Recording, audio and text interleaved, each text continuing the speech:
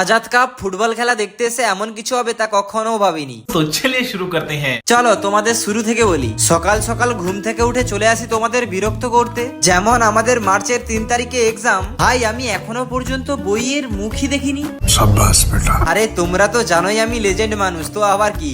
যাই হোক, যখন আমি বাইরে এসে দেখলাম কত সুন্দর ভাবে ফ্যামিলি নিয়ে বসে আছে এরা।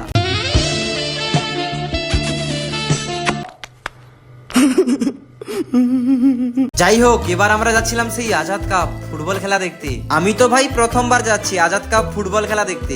যখন এখানে এসে দেখলাম ভাই দর্শকের সংখ্যা বিশাল ছিল।